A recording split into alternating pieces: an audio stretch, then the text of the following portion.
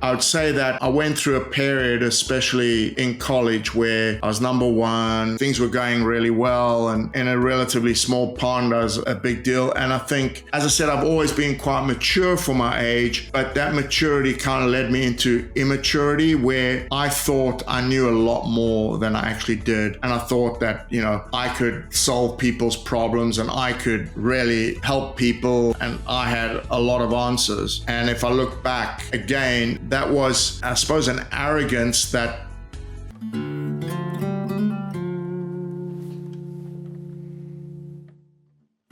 Maka, great to have you back. This is your turn to put me in the hot seat. Do remind me at the end if you can think of somebody that you would like me to interview at another time. That'd be great. But yeah, I'm ready for you, and fire away. Right, let's see if I can make you squirm. So we'll open with number one. So, Dave, knowing what you know now, if you could sit with a 16-year-old Dave, what were the three biggest bits of advice you would have for him? The first one is pretty easy for me, and that would have been to listen more and try to discern who to listen to, because I've always been a confident person. I won the speech festival and in high school, like 3 times. So talking and being able to express myself, and I think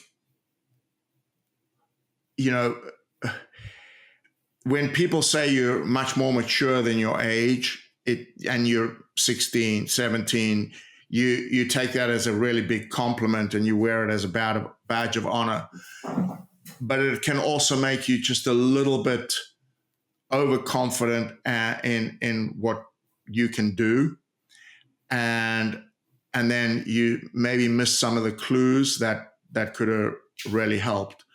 And so I think even if you're very, very confident, I think it's really important to really hear people and try and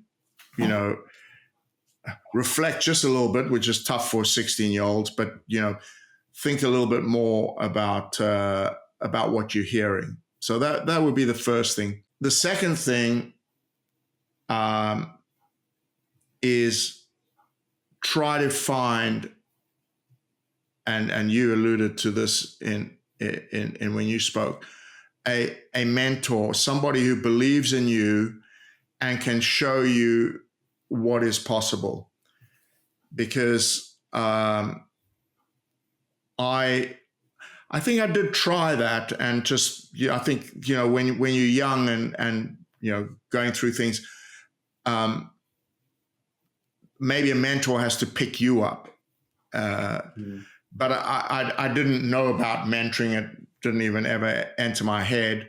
And so, I went to college in the States, and, I don't feel like I had a mentoring coach there at all. And so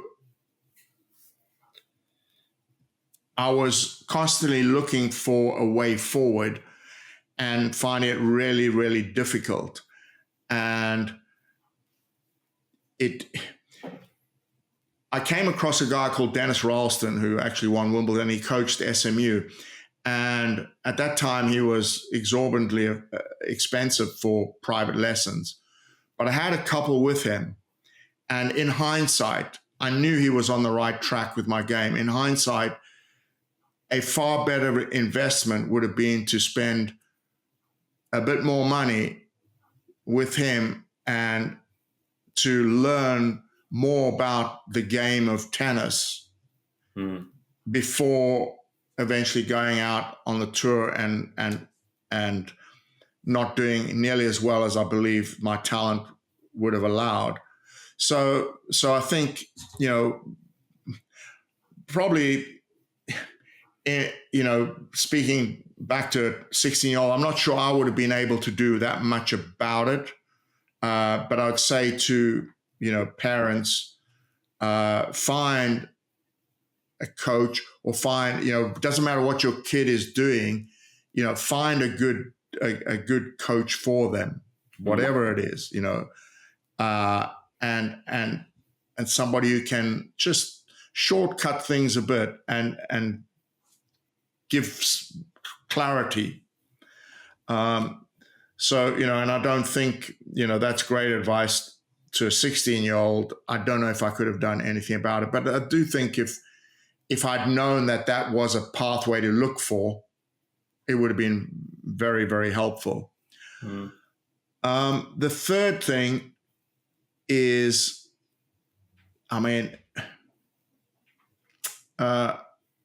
stay humble. And you won't know this, but as I said, I was a pretty confident kid. And I would say that I went through a period, especially, in college, where I was number one, things were going really well. And in a relatively small pond, I was a big deal. And I think, as I said, I've always been quite mature for my age, but that maturity kind of led me into immaturity, where I thought I knew a lot more than I actually did. And I thought that, I could solve people's problems, and I could,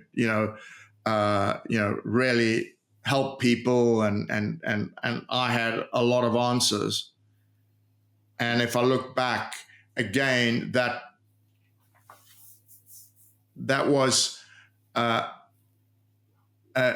suppose, an arrogance that I remember going back to South Africa and, looking at home and sort of picking apart, all the things that were going wrong, and, in my sisters and brothers and my parents' kind of life. And, why didn't you do this? Why didn't you do that? Come on, this is so simple. You can fix all of this. And that was very naive. So that's why I say the maturity actually led into a period of actually pseudo maturity, because it was actually very, very immature. So I would say to the 16-year-old, again, listen more and try to remember that as confident as you can be, which is a good thing. Don't think that you know very much, because you don't. Yeah. Those would be the three things. Is if that humbleness was taught to me over time, playing the tour and losing a lot and starting to realize how little I knew. And then obviously, life happens and people come into your life, and I'm just grateful that I think I was smart enough to realize that and reflect and go, oof, I probably wasn't always the nicest guy when I was in my early 20s. And that doesn't, I was not, I wasn't a bad guy, but I was a little bit full of myself, and it was not the helpful path. It went very hand in hand with, if you think you know a lot, you don't listen that well either. Yeah. Do you think you started to realize some of this, and then that has paid off in your coaching? Is it something you? Oh, yeah, without a doubt. I think that awareness that started to come to me when I started actually coaching, more so, because suddenly I was not just thinking about myself, having to think about other players. And I think that reflection, which I think also came from getting married, which is, Joy's a pretty strong person and a bit older than me. And she would call me out on stuff. And I remember a few times thinking, and maybe even kind of pushing back against it, but inside going, holy shit, she's right. And then having to apologize. And so, that, those things are very helpful. But I think also once I was always interested in psychology. So, I've always read a lot, and I started then really, reading about, what makes people tick and about life. And those reflections made me start thinking about it. And then naturally saying, okay, as a coach, what do players need that I didn't have that I need to give them? And it's an interesting one, because you want to short circuit things for them and give them the shortcut. But you kind of realize that they also have to go through their own mistakes and their own learnings, and you can't shortcut it all for them. Yeah. The shortcut is still actually a long way. Yeah. And but I do think that it was, my driving force initially was, help players not make the mistakes that I've made. Yeah. And that was the initial driving force. And obviously over time it got more sophisticated and more about, how do you get them to, learn for themselves and have a more questioning style of coaching, and not just tell. And that evolution has just continued all through. Yeah. It's an interesting point you make though, isn't it? About whether, if you did sit and make those points to a 16-year-old Dave, whether a 16-year-old Dave could have actually taken them on board and done anything about it, or whether you wouldn't have been able to kind of accept them or hear them or ready to hear them. Is, again, maybe that's what separates the greats who are young, is how they, that level of maturity. Yeah, that they recognize it very early. Yes. Yeah. I think the only chance I would have had is, and I don't know, I might have, run away from them, but the only chance I think I would have had is a really strong personality getting behind me and painting the dream of what is possible, if I shut the fuck up and listened. Yeah, great. But where I felt, and I think that was a possibility, because the second coach I had in college, I liked him as a person. He just wasn't good enough at the job of teaching tennis to grab me fully. And had he had just a greater and wider knowledge of the game and what I needed to do, I think he could have pulled me away from the bullshit. But again, you don't know. I mean, that's in hindsight. It was a long time ago. So yeah. I think because I wasn't a bad guy. I think if somebody had hit the buttons, it may have happened. But you just don't know. Yeah. But what I've never felt is like, okay, that was terrible and I didn't do as well as I could have done or anything like it. It's I had a different path in life, and my path has touched other people, and it's been a great journey, and it's still a great journey even now. Yeah. So it's there's no way to say that my life would have been a better life had I been a very, very good, I was a good tennis player, but a very, very good tennis player. Maybe that arrogance would have come back or been great, and I just would have become a dick. Who knows, You just don't know. So, it's everybody has their journey. Yeah. No, that's great. Right. So on to the second one. So during your coaching journey, what have been the biggest? What's been the biggest evolution in coaching? Or, how has coaching evolved over the years, and what do you see as the next big changes in coaching? I mean, I think for me personally, the biggest involvement was when Roger Federer won the 2018 Australian Open. He, that final he played against Nadal and took the ball so early. Mm.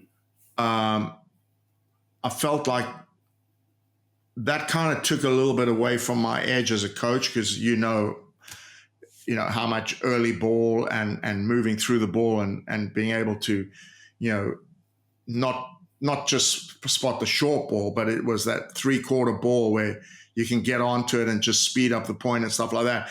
And I felt that after that, the whole tour kind of twigged and went, ooh, you can take the ball that early and you can then get all the speed out of the ball and hit the ball that hard and still keep it in the court. And I felt that was a real moment where tennis moved on very, very quite quickly after that, to everybody taking the ball early, everybody being able to kind of, recognize the slightly shorter ball, and the whole game became much more aggressive very, very quickly.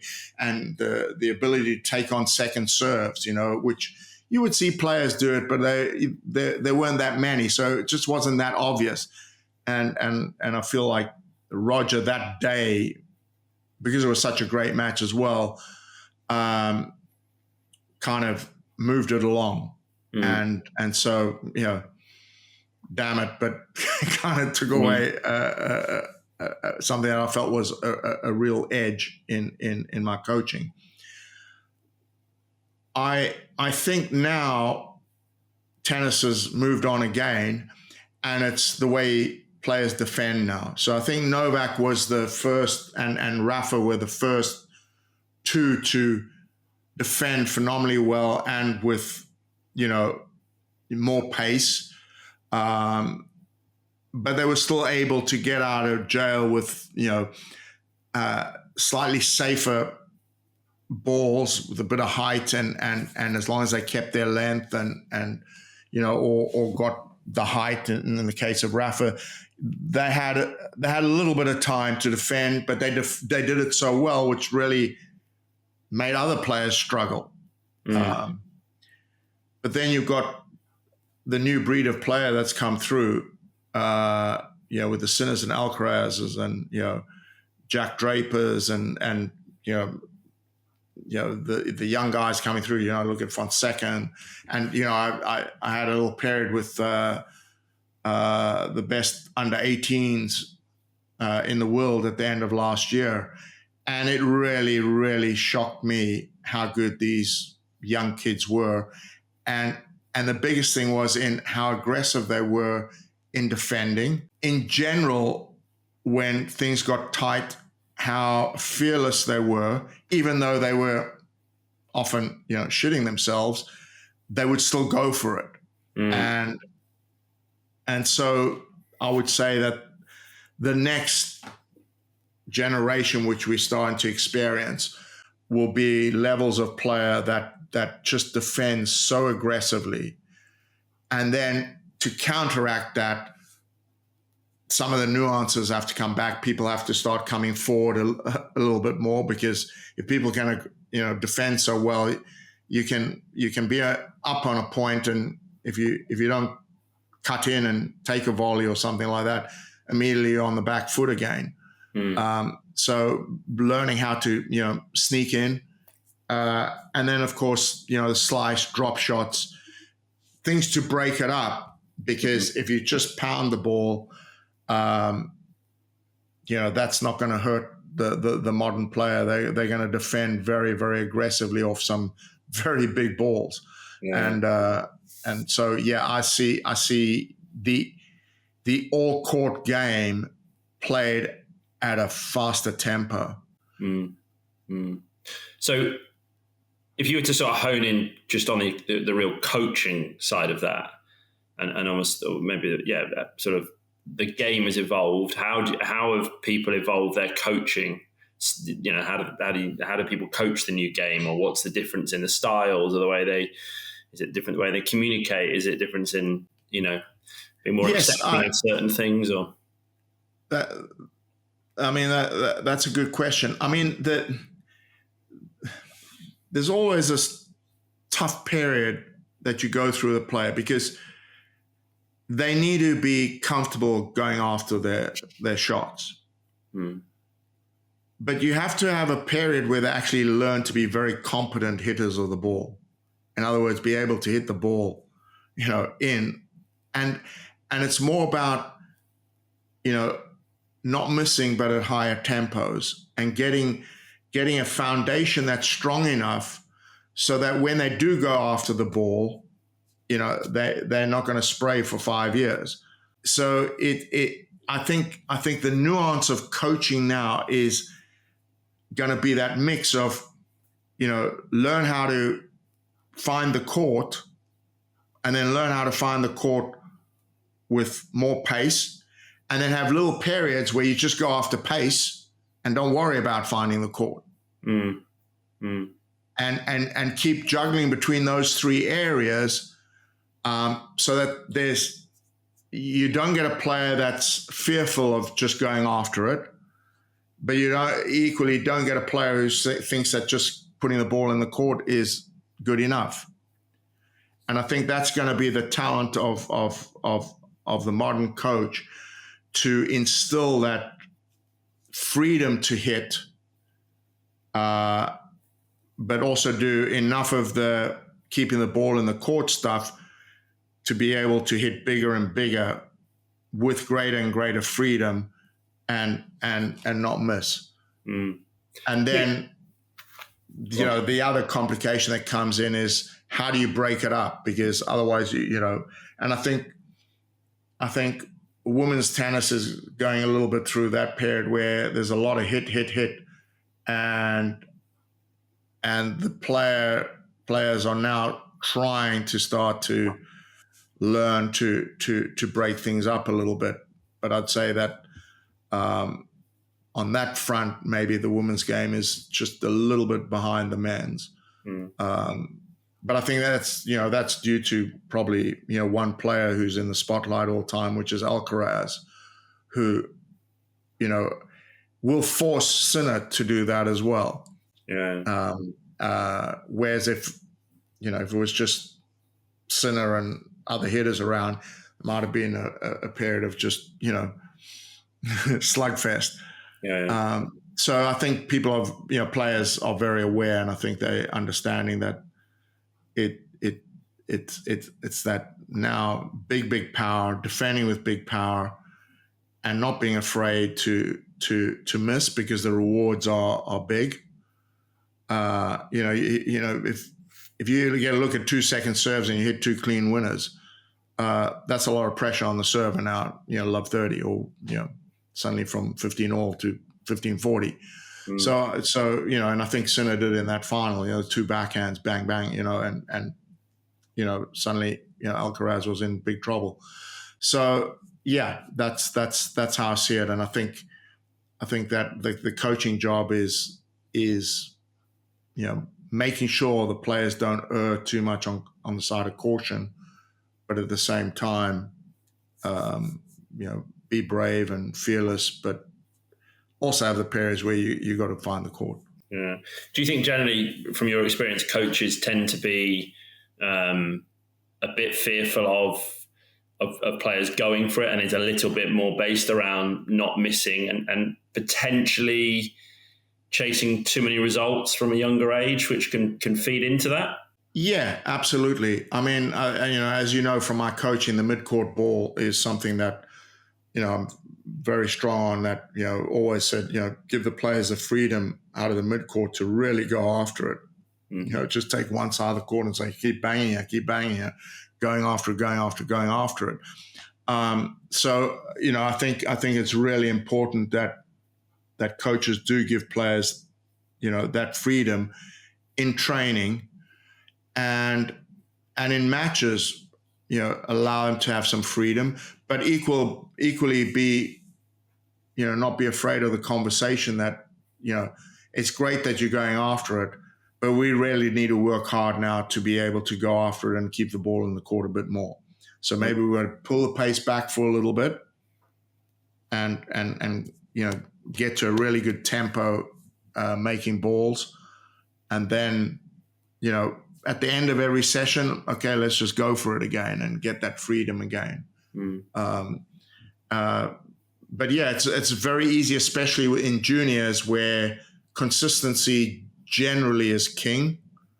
And even if a kid, wants to go for it and that they don't have enough power to really make it count, and therefore the rewards aren't quite there for juniors, if they miss a little bit more. But again, it's that fine line. You can't have a kid that just never wins a match because they're just going for everything. I think, I almost feel like kids who are going for it, they can make the quarterfinals, win a couple of matches, a lot of the time, maybe sometimes the semifinals, maybe the ones to watch because, often the ones that are winning it are the ones that are just finding the court all the time and can move well. And it's quite hard to change that psychology as they get older because they get a success formula, which is just putting the ball in the court wins me matches. And suddenly at 16, 17, 16 starts to change because those who are going for it suddenly have the power and start to overpower them and hit through them. It's a tough job with the juniors because there has to be that mixture and try to build into the psyche that, being brave is good. And it doesn't necessarily mean that you're going to miss more just because you go after the ball. Because if you got control of the ball and the right amount of spin, you can really go after it and actually be safer than kind of pushing the ball around. But it takes a lot of patience as a coach to and that's why I say coaches, I think, really need to reflect all the time is where they are with a good player and, watching matches and going, is this too cautious or is this a little too wild? But I would say if anything, err on the side of losing a few more matches a bit wild than looking for a lot of wins by getting more and more cautious. A slight sort of building on that, but maybe a slight detour with the question. But when you've seen how the game is evolving and you're very strong, and I've having worked with you for many years, you're very strong in your principles. How do you find the balance of being strong in your principles and what you really believe is right and needs to be in someone's game, balanced out with an individual's preferences, feelings, flares, and their own type of identity as well? I think personality is important, but the reality is, if you look at the best players in the world, they're all doing pretty much the same thing, but the way they do it shines through their personality. So, Sinner and Alcaraz, mentality-wise, are really trying to do a lot of the same things. Yes, Alcaraz maybe has a greater mix in his game than Sinner, but Sinner's starting to learn a bit of that and coming forward a little bit more, and will have to keep going that way, and in the same way, Alcaraz is maybe going to have to, keep stepping it up and trying to keep the pace in there so that Sinner doesn't dominate, the baseline, completely. The way they go about it is a little different because of their personalities. But I think players can kid themselves that, I have to have my identity that, is just me and nobody else is going to be like this because, what is that identity? There are, a lefty with a great inside-out forehand, big inside-out forehand and into-in forehand, say, yeah, I build my game on that strength and feel really good about that area of their game and maybe a really good serve. But they're playing against all court players, and they better be good at the other stuff as well. Mm. And how many players will have the identity of a forehand and a serve? Plenty. Or backhand and volleys, or whatever the strengths are. It's because the levels have concertinaed so much. There's not that much different you can be. So then I think it starts to be in how you apply yourself in the head, and again, the way you bring your game, what the personality is, what allows you to bring out your best game. Is it being very serious and focused like that, more maybe the sinner, right? Or is it by having fun? And I'm not saying the serious people don't have fun. It's just a different way of expressing that fun.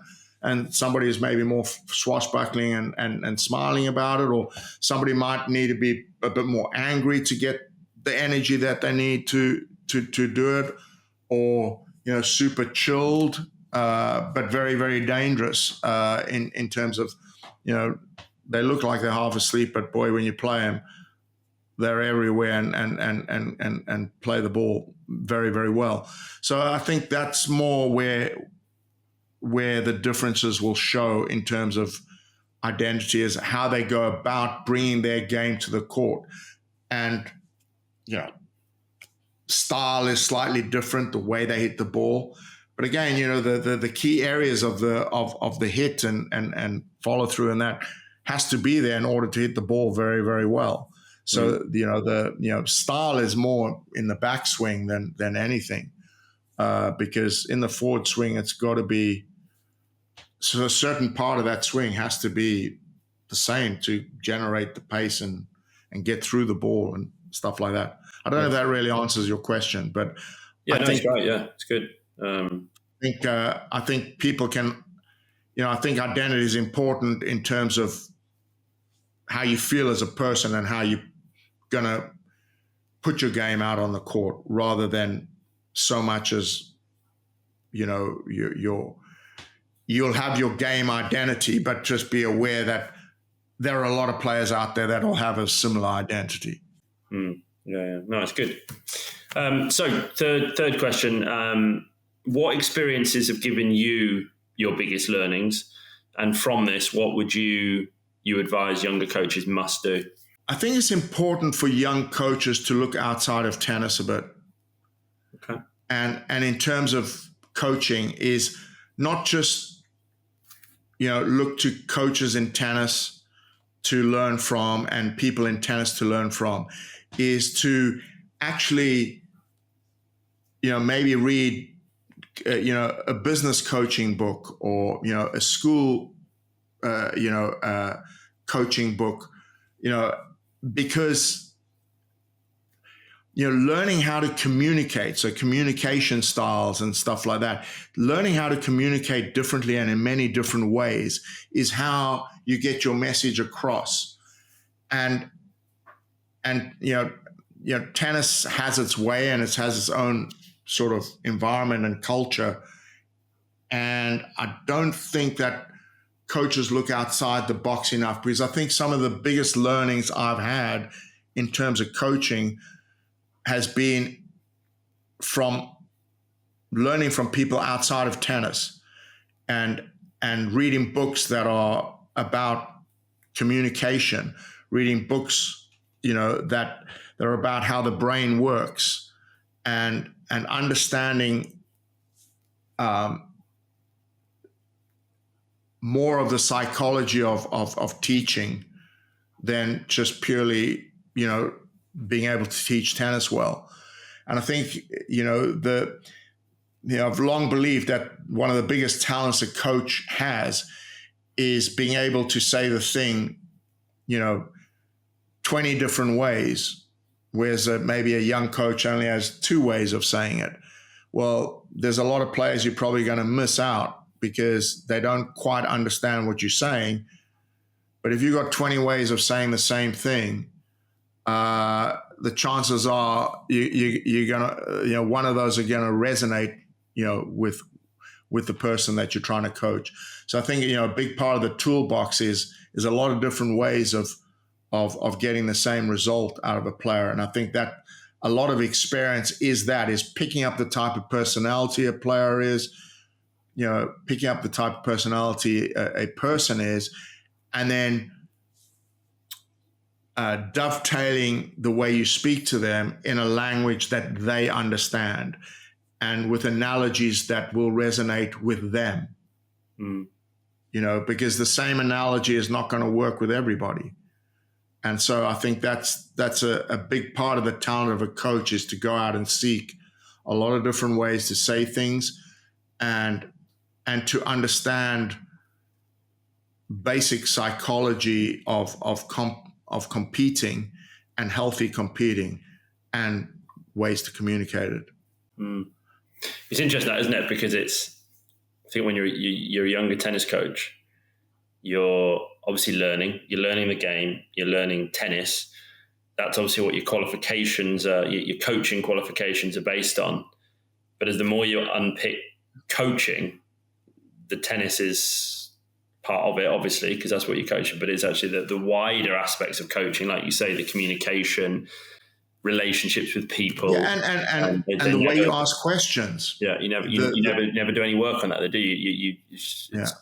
You have to seek outside of tennis, which is. I think some of the coaching qualifications that I've taken outside of tennis, which have helped me question more and more effectively and really listen, and then ask the awkward question, but it's the awkward question that's going to help them, is really important. And to really come to grips with the idea that you're a facilitator. You're not making the player. You are making them think in the right way to be the player that they can be. You're asking the questions that's going to take them down the right pathway. But by them making the choices, you're not making the choices for them. So, you can paint the picture, and it's really important, as we spoke about, the vision. Say, look, I believe you can do that. But how you get up that mountain, I'm going to help you navigate that by making the right choices for yourself. And I'm going to try and, ask you the questions and give you the stuff to reflect upon as to how you can best navigate that path.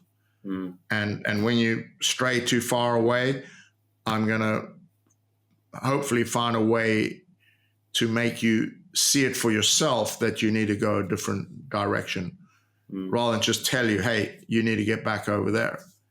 I'm not saying, occasionally, a good kick up the ass is very helpful. But you got to be very careful that, if you're kicking someone up the ass a lot, they either don't want to do it, or your coaching style is poor, because it's something that when it comes should be a real kick up the ass, because it's not usual and doesn't happen very often. Yeah. There we go. 3 questions answered, Dave. So thank you. As always, some great stuff. Good questions.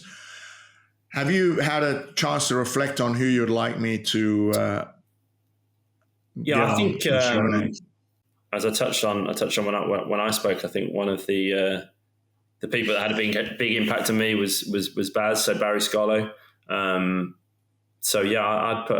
I'd put a request in to hear him speak. Yeah, brilliant. Thank you very much, Macca. It's been a dream. Thank you so much for your time. And I hope we haven't bored the pants off people. I hope your followers don't drop off after what I've been speaking about. But no, thank you very much. It was great. Take care. Pleasure. Thanks for having me. Thanks for watching Locker Room Power with David Sammel. If you enjoyed the episode, hit subscribe and leave a comment on your favorite platform. See you in the next one.